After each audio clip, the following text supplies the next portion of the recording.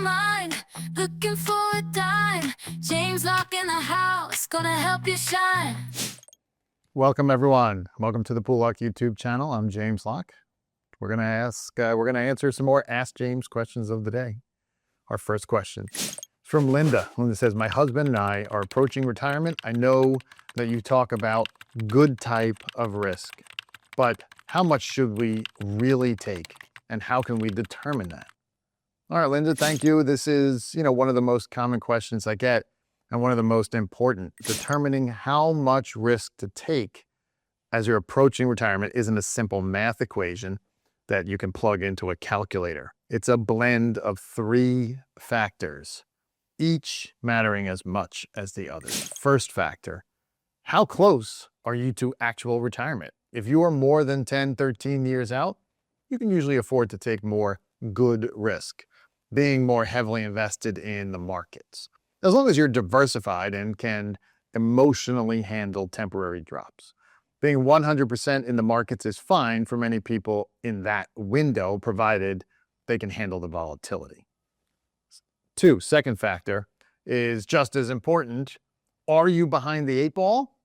If you feel you haven't saved enough, you may feel compelled to take more risk, even with 10 years out of retirement.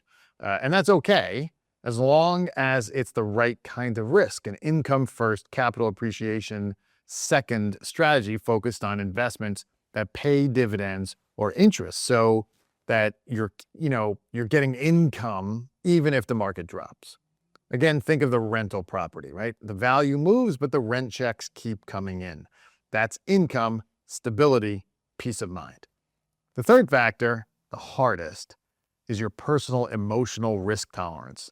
No chart or report can measure it, and how you feel about risk now may not match how you'll feel once retired.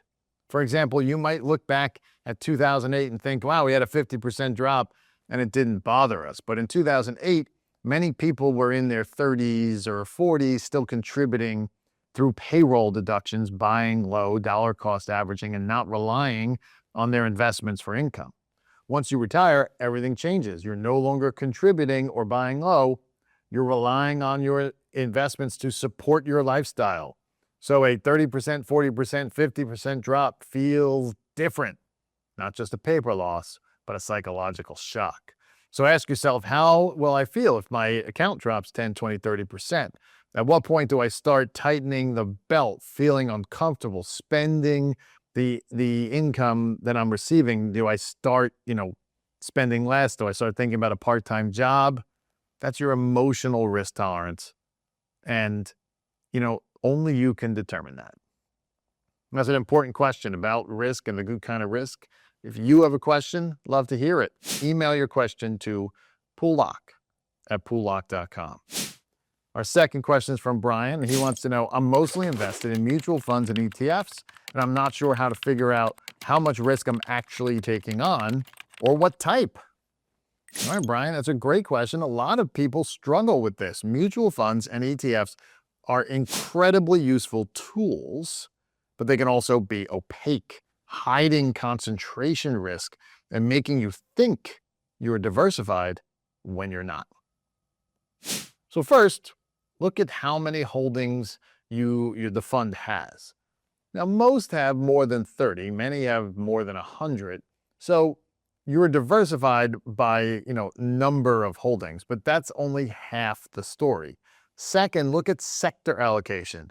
How much is in technology, financials, consumer cyclicals, utilities? You don't need to be exactly 10% of all the 10 major sectors, but you need to be balanced, not 30% in one and 1% in another.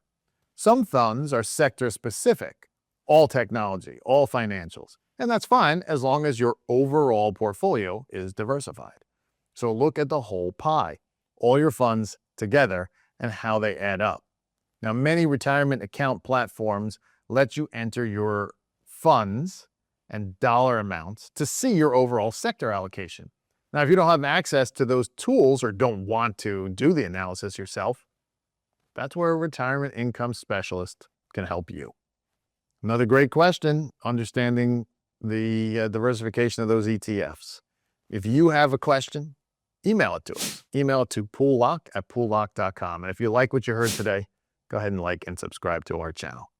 I'm James Locke, your retirement income source, and I'll see you next time.